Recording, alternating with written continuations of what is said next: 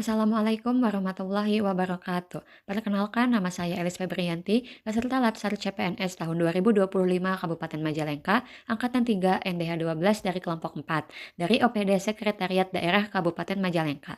Di sini saya akan menjelaskan tentang analisis isu dan gagasan kreatif mewujudkan smart governance. Langkah pemecahan masalah, ada identifikasi isu, menentukan isu prioritas dengan USG, analisis isu dengan Fishbone, dan gagasan untuk penyelesaian masalah. Saya telah mengidentifikasi 6 isu di lingkungan kerja saya. Yang pertama, belum optimalnya pengarsipan dokumen di bagian ekonomi dan pembangunan, di mana sistem pengarsipan atau penyimpanan masih belum optimal. Pasalnya, ketika ada arsip yang baru masuk, tidak langsung disimpan, sehingga menyebabkan berkas tersebar di mana-mana, dan dampaknya kita akan kesulitan ketika mencari dan membutuhkan berkas tersebut, sehingga menghambat waktu pada saat melaksanakan tugas. Belum optimalnya formulasi format uraian tugas. Uraian tugas yang diberikan atasan selalu berubah-ubah, tidak tetap sehingga mengakibatkan adanya keterlambatan akibat adanya revisi yang terus-menerus. Oleh karena itu, perlu adanya format tugas yang tetap sehingga tidak terjadi keterlambatan lagi. Belum optimalnya sistem pengumpulan laporan perkembangan harga dari OPD. Terlihat bahwa belum adanya pemahaman dari OPD dalam melaksanakan tugas pelaporan yang ada, sehingga laporan menjadi terlambat dan terhambat.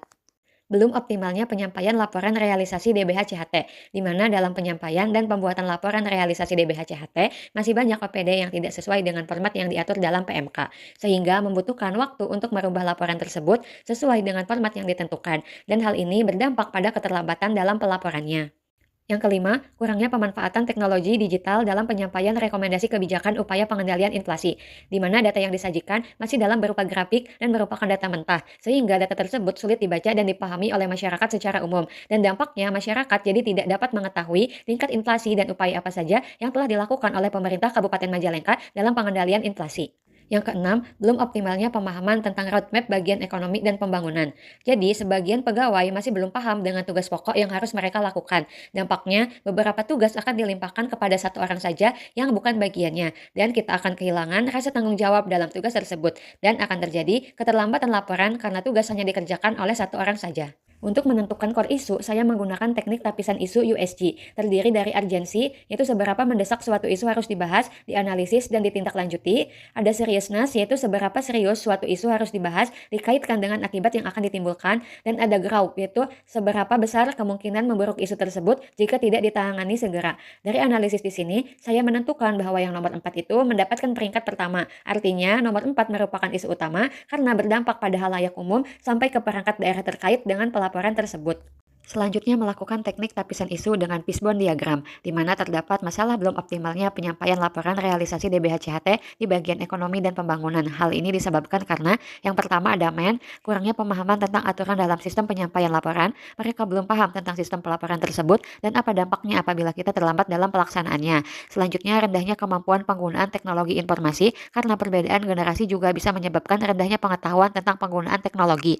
Yang kedua ada metode, yaitu sulitnya mengatur jadwal pertemuan dan kurangnya sosialisasi pada OPD. Bisa diartikan bahwa sulitnya mengatur jadwal pertemuan akan berdampak pada penundaan sosialisasi. Padahal sosialisasi bermanfaat untuk kepentingan aturan atau tata cara mengupload laporan. Yang ketiga ada material, yaitu belum ada modul tentang cara penyampaian laporan, di mana modul di sini bisa berupa tata cara mengupload laporan, mengisi laporan sesuai format, berisi aturan-aturan dan batas waktu penyampaian laporan, dan belum optimalnya platform digital dalam penyampaian laporan. Dan yang keempat ada mother nature, yaitu rendahnya literasi digital, karena kurangnya literasi akan mengakibatkan rendahnya kemampuan penggunaan teknologi informasi sehingga mengakibatkan terlambatnya pengumpulan laporan dari OPD terkait. Ada beberapa gagasan kreatif yang saya kemukakan, di antaranya yaitu untuk mengatasi kurang optimalnya penyampaian laporan realisasi dari OPD di sini. Yang pertama, perlu diadakannya sosialisasi dalam pedoman peraturan yang berlaku dalam sistem penyampaian laporan.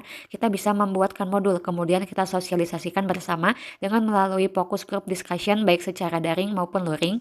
Yang kedua, perlu dibuatkan platform digital atau sebuah wadah tempat untuk kita mengupload laporan realisasi dari setiap OPD agar berkas yang ada itu tidak berantakan dan rapih dalam penyimpanannya.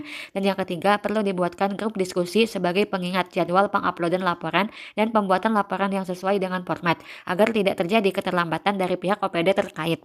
Sekian penjelasan dari saya, kurang lebihnya mohon maaf. Wassalamualaikum warahmatullahi wabarakatuh.